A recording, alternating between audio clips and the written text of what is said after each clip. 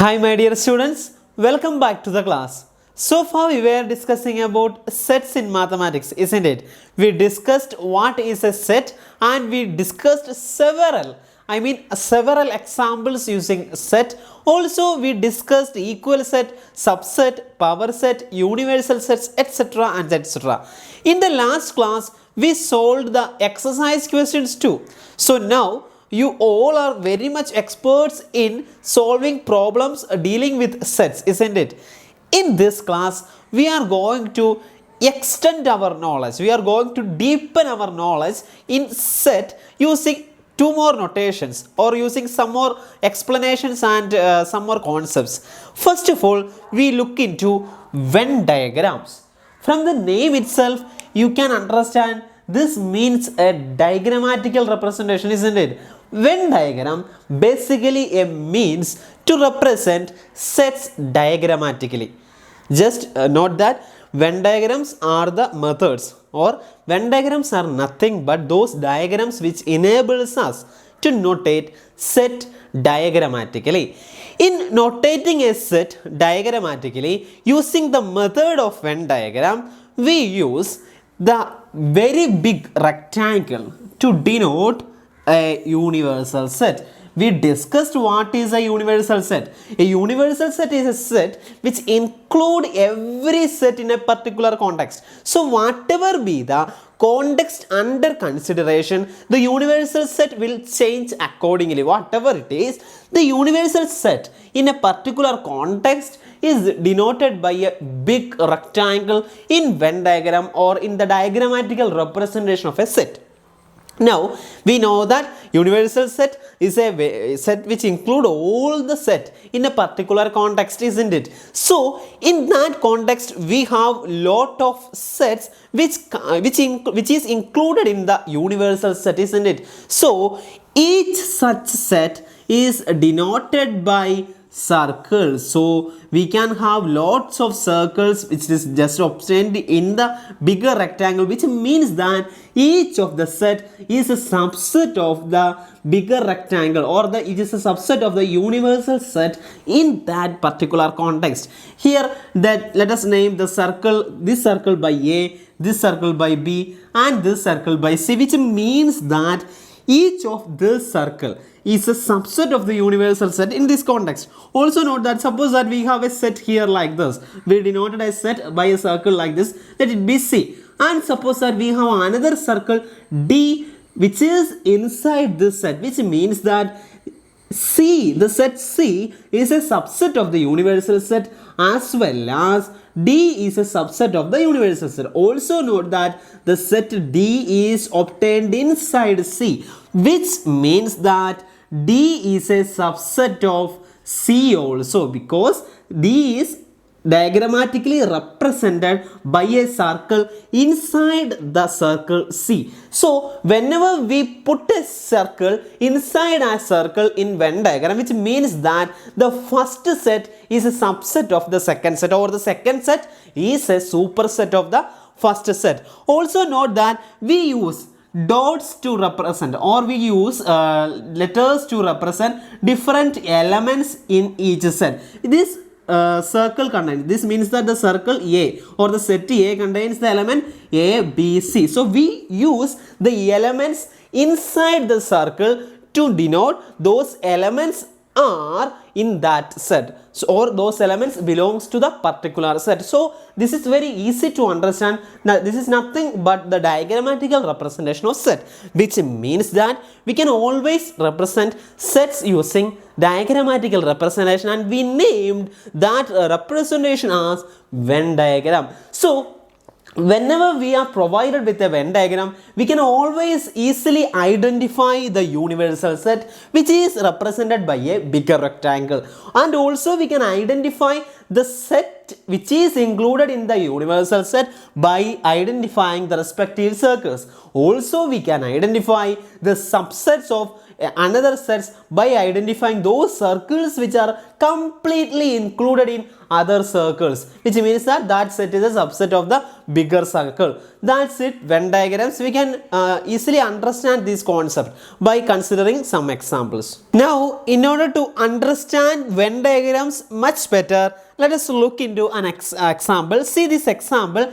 In this example, we can see that the bigger rectangle deals the universal set U, and it contains the elements 2, 3, 4, 5, 6, 7, 8, 9 and 10. So we can say that universal set here is a set 1, 2, 3, 4, 5, 6, 7, 8, 9 and 10. So this is the universal set here. And now observe that the circle A contains the elements 2, 4, 6, 8 and 10. Then we can say that this is the Venn diagram, or this is the diagrammatical representation of the set A, which contains 2, 4, 6, 8 and 10. Now suppose that we draw another circle over here and name this circle as B. Then we can easily observe that B is nothing but the set 4, 6, isn't it? Also observe that every element of B is contained in A. So we can say that B is a subset of A. And we can directly observe this from the Venn diagram. See, the circle B is entirely contained in the circle A, which means that B is a subset of A by Venn diagram. Now we shall discuss about the operations which we can use among sets, or the algebraic. We know that the algebraic operation in arithmetic, like addition of two numbers, subtraction of two numbers, division and multiplication of two numbers, etc. And in algebra we used this operation into variables also, right? So we know the operations which results in arithmetic as well as algebra. Also we know that whenever we add, whenever we subtract, or whenever we divide or multiply any two numbers, it will result in a new number, isn't it? For example, 2 into 5 is nothing but 10, which is a new number obtained by multiplying 2 and 5. Similarly, whatever be the algebraic operation, or whatever be the arithmetic operation we used among numbers or variables, it will definitely result in a new number or new variable, right? Like x plus 2x is x plus 2x is nothing but 3x. We added x and 2x to get 3x, which is a new variable. Similarly, we can generate a new number by giving proper operation among numbers. Likewise, coming on to sets, we can have new sets by applying proper operations onto two sets. That operations are being discussed in this session. The first operation that we can apply to two sets is union of two sets. Suppose that we are provided with two sets, say A and B. Then the union of those two sets is denoted by the symbol, and we read this as A union B. Read as A union B. Now, what is A union B, or how we can perform the union of two sets? It is very simple. A union B is a new set, just like the addition of two numbers. Two numbers being added to get a new number, isn't it? So, the union of two sets result in a new set whose elements are either in A or in B, which means that we consider, or we list out all elements in A as well as all elements in B to get A union B. Note that we don't repeat those terms which are repeated. We just write them once. For example, suppose that A is the set 1, 2, 3, 5, 7. And suppose that B is the set 2, 7, 9, 11. Okay.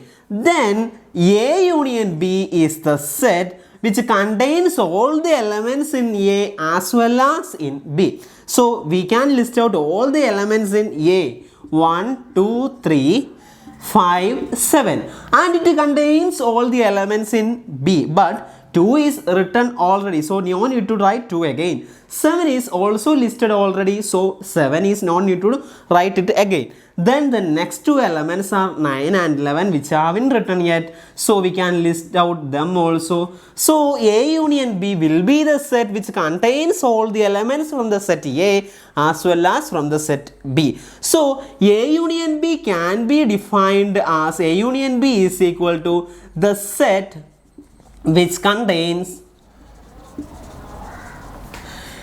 elements which are either in A or in B or in both.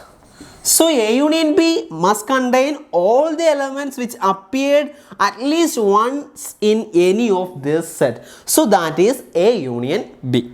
Now we shall do the examples in your textbook from this session. The first example is, let A is equal to 2, 4, 6, 8. B is equal to 6, 8, 10, 12. Find A union B. We know that A union B contains those elements which are in A, which are either in A or in B or in both, right? So we can list out A union B is equal to the set 2, 4, 6, 8. 2, 4, 6, 8. Now 6 is already listed here, so no need to write it again. 8 is already written here, so no need to repeat it again. Then 10 and then 12, which will be the set A union B. Now coming on to example number 13 of your textbook, the question is, let A is equal to A, E, I, O, U and B is equal to A, I, U. The question is, show that A union B is equal to A. So we have to show A union B equal to A. So first of all, let us evaluate what is A union B. A union B is equal to, we shall list out all these terms into first A, E, I, O, U.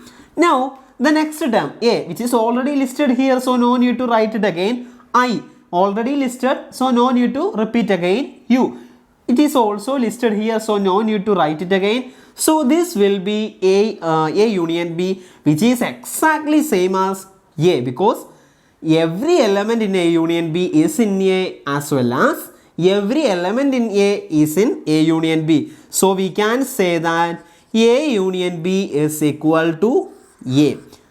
Now the example 14 asks you that, let X is equal to Ram, set of all Ram, Geeta, Akbar be the students of class 11 in the hockey team, in the school hockey team, and let Y is equal to Geeta, David, Ashok be the students of from class 11 who are in the school football team.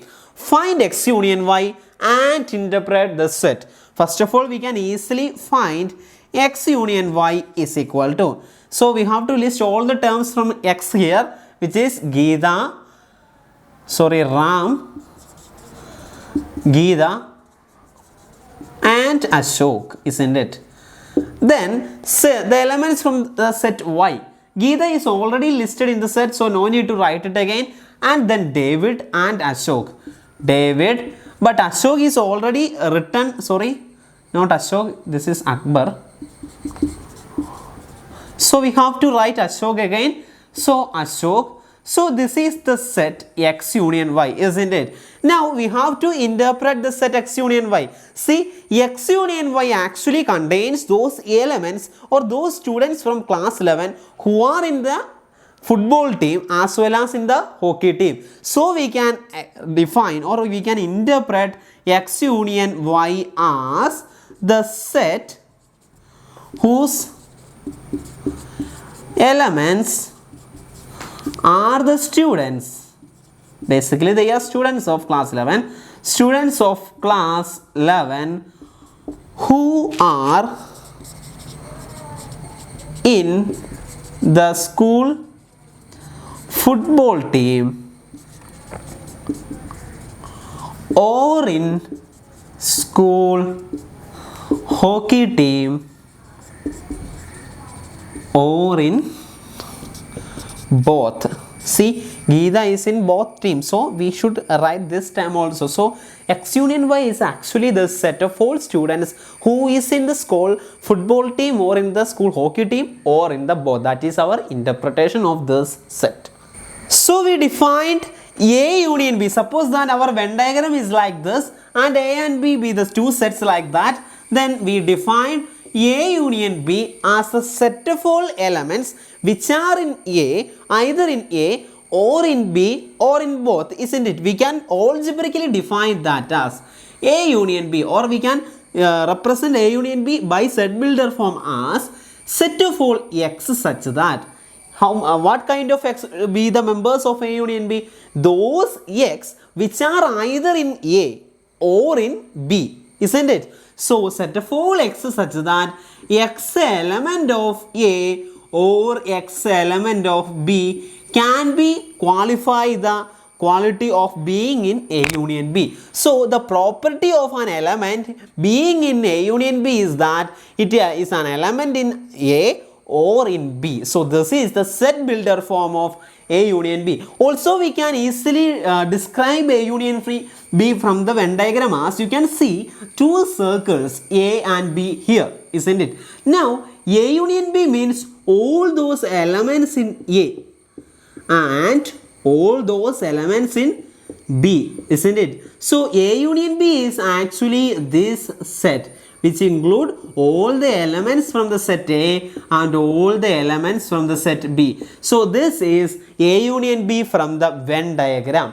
Also we have certain properties of A union B or the union of two sets. The first property is A union B will be same as B union A, which means that it doesn't make sense to change the order of the sets while taking union. Why? Because we know that A union B is actually the set of all elements which are either in A or in B.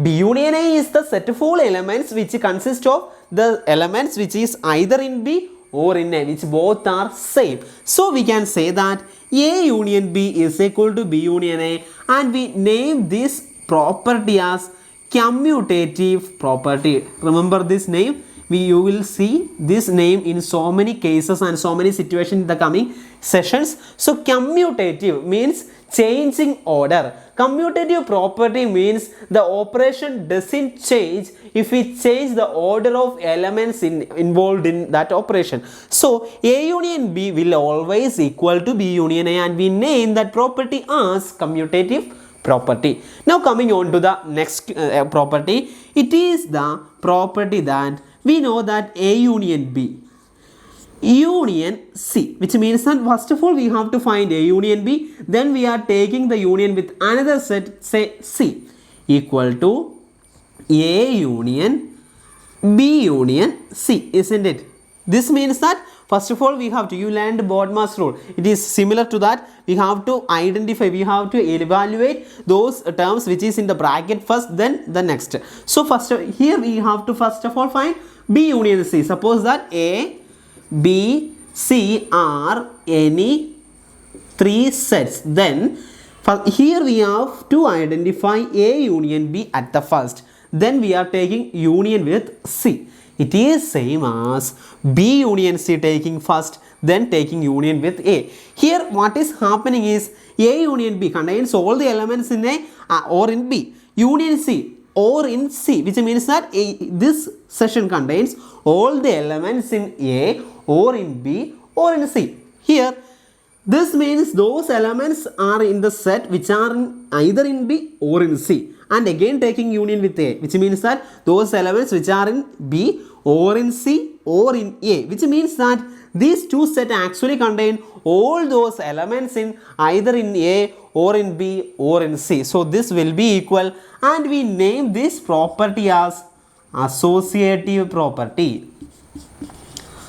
Why we call this property as associative property? Because this property tells us that there is no change if we change the association between the sets. See, here we associated A and B at first and found out A union B, then took union with C. But here we associated B and C at first and we found out the union, then we evaluated the union with A. Both are same. So we said that that property is called associative property because the association doesn't changes the answer. Now the third property is A union phi is equal to A.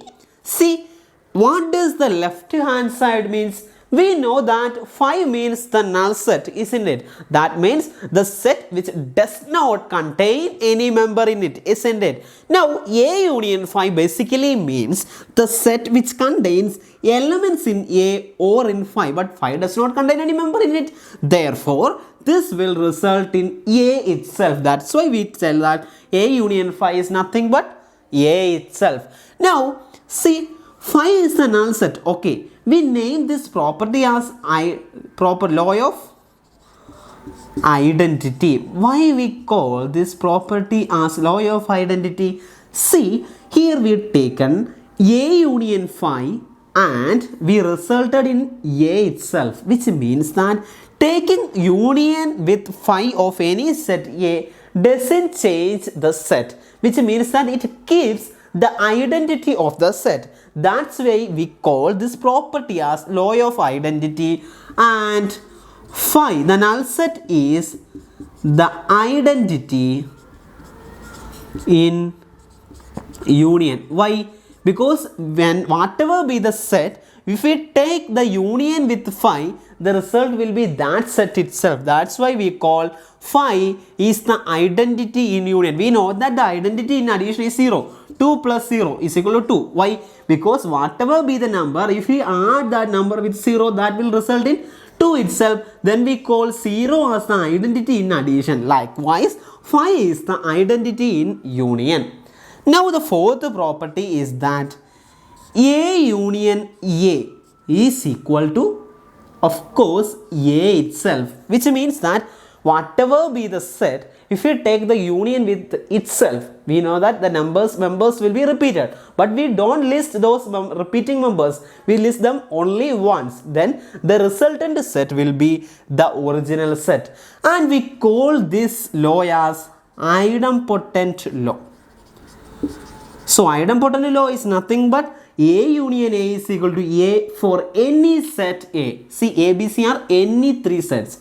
Now coming on to the last property, it is the universal set union A is equal to nothing but universal set. And we call that property as law of U. U means universal set. So, universal set union any set is equal to U. See the left side, it means that those elements in U or those elements in A, but universal set itself contains A. Universal set is a superset of A. So, all the elements in A are there in U also. So, the union will result in U itself. For example, suppose that universal set is 1, 2, etc. up to 10.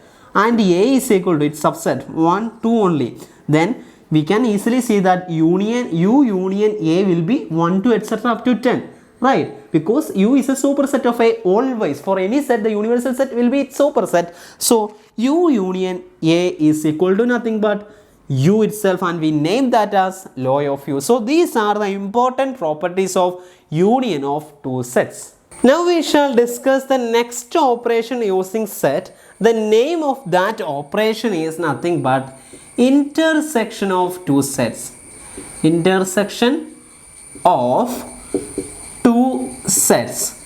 So the name intersection means those elements which are contained in both or common. Intersection means common in this context. So the intersection of two sets means that those elements, suppose that we are provided with two sets A and B, then the intersection of two sets A and B means that those elements which are contained in A as well as in B, or those elements which are common to the set A and B, or those elements which are contained in both the sets A and B, and we denote the intersection of two sets by this symbol, and we read this as A intersection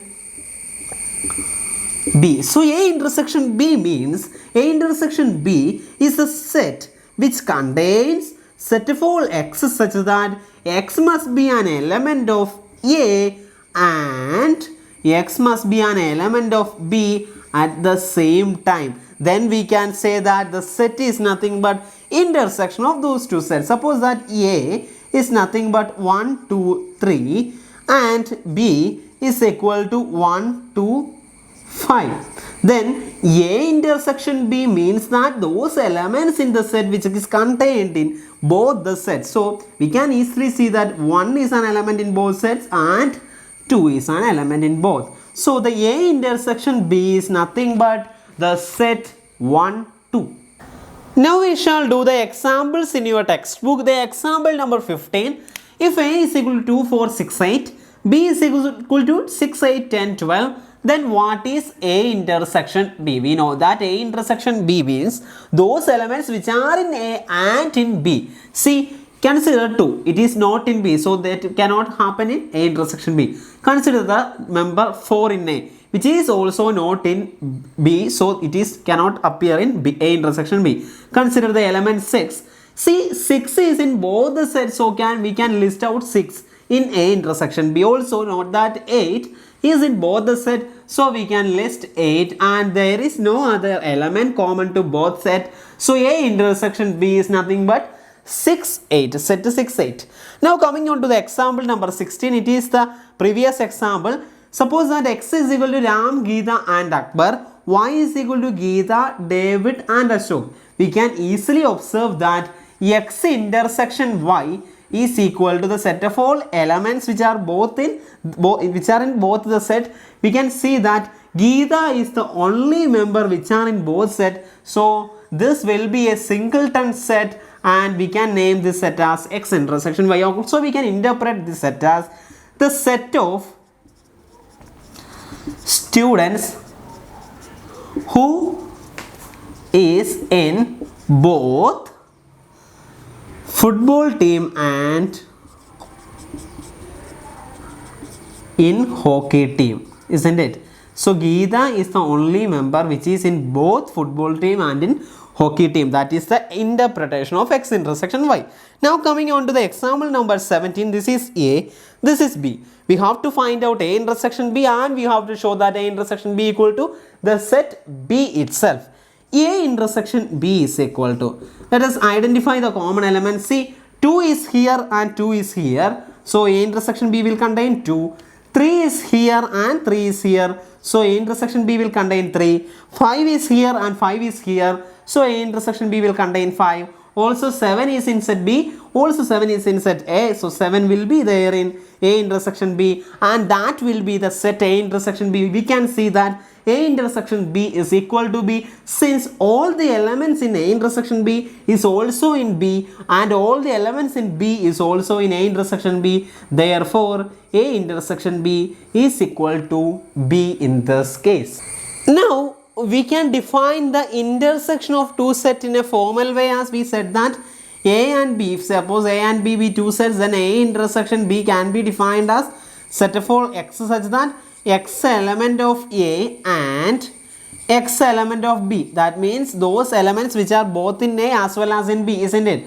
From the Venn diagram, observe that the set of all elements in A as well as in B occur here, which means that the intersection of the two sets A and B is nothing but this portion. So it is easily observable what is the intersection of two sets from the Venn diagram very easily. So observe that the intersection of two sets A and B is nothing but those elements which are common to both A and B, and it occur in the place where those two circles intersect, and that position is named as A intersection B. Now observe that, suppose that instead of this case, suppose that this is our universal set and this be our two set. See here A intersection B means we know that A intersection B is the space in Venn diagram where those two circles intersect, but here no two circles intersect, or these two circles never intersect, which means that A intersection B does not contain any member. That means A intersection B is equal to null set, and in this case we say that A and B are disjoint set. Disjoint sets. What is disjoint sets then? Those sets whose intersection equal to a null set is called disjoint sets. So remember this term very well. Disjoint sets are those sets whose intersection is phi. Now we shall discuss some properties of intersection of two sets. The first property is A intersection B is equal to B intersection A, which is very evident, which means that A intersection B means that all those elements in the set which is in both A and B, whereas B intersection A is those elements which are both in B and A, both are same, and we call this law as what? Commutative law or commutative property, whatever, commutative property. So this is the first property of intersection. We can name this as properties of intersection. Also, let A, B and C be any three sets. Now coming on to the next property, we know that A intersection B intersection C is the same as that of A intersection B intersection C. Why is that happening? See, here we are first evaluating A intersection B and then taking intersection with the C.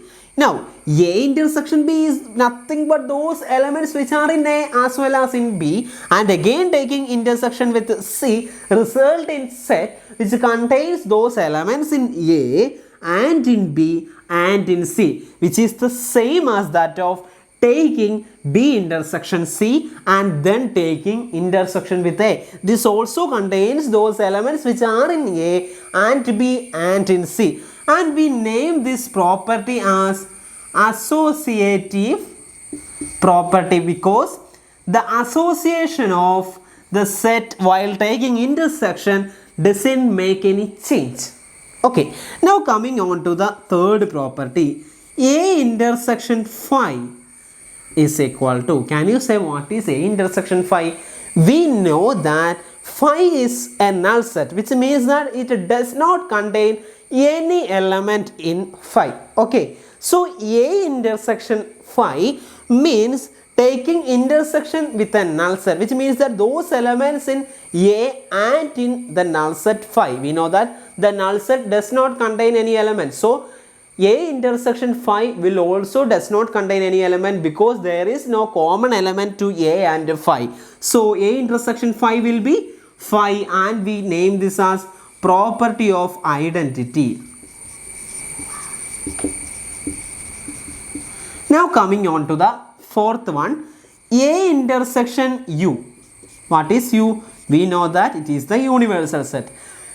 A intersection U means that those elements in A as well as in the universal set, isn't it? So A intersection U will eventually result in A itself because A is a subset of U. Therefore, those elements common to A and U will be nothing but A, and we name this as property of U. Now coming on to the next property, A intersection A. What will be that? Which means that those elements in A and in A, which will be A itself, and we name this as idempotent property, isn't it? So what is idempotent property? Idempotent property means that A intersection A is equal to A, and in union idempotent property means that A union A is equal to A. Now we shall define or describe one of the most important property from this session, and the name of that property is nothing but distributive property. And this property is a combination of both union and intersection. So this property helps us to deal with problems connecting union and intersection very easily, and we can use this property effectively to solve a variety of problems from this chapter. So first of all, we shall define the property as A intersection B union C is equal to A intersection B union A intersection C. This is the property. So this is the statement of the property, very important property. See, we can easily arrive at this property by using this technique A intersection B union A intersection C. Whatever, this is the property. And the importance of this property lies in the fact that we can use union and intersection interchangeably to get into an answer. Now we shall derive how we can easily obtain this result. By the help of Venn diagram, we can easily arrive at this result. Suppose that I am provided with a universal set like this and three sets A, B, C like this. Then observe that B union C, which means that all the elements in B and C, which contains all the elements, B union C means all the elements in B and C. Okay, so all the elements in B and C will be B union C. Now A intersection B union C is those elements which are common to A and B union C, which lies here, isn't it? This is the set A. So A intersection B union C is this portion of the Venn diagram. So I hope you clear what is A intersection B union C. So this is nothing but A intersection B union C. Now suppose that I am provided with the same universal set and the same three sets just like before. Now suppose that I have to find A intersection B. It is clear that this is A, this is B and this is the, and A intersection B is nothing but this area, isn't it? Now A intersection C, it is nothing but this area which is common to A and C. Now the union of both, which means that both these areas combine together. So A intersection B union A intersection C will be this area, isn't it? See, you can see that we have shaded the same region in both the diagram. So we can easily say that these two sets are equal. That is our distributive property. In a similar manner, we can use the Venn diagram to solve a large variety of problems from the chapter sets. So Venn diagram is a very important tool to solve all the problems from this chapter. So never ever forget the concept or the idea behind Venn diagram. So if you have any doubt regarding these concepts, or if you have any confusion regarding all those things we have discussed today or we have discussed so far, just let me know. I will give you proper clarification about those doubts. So in the next video we are going to solve the exercise questions. Till then, wait for the next class. Bye bye.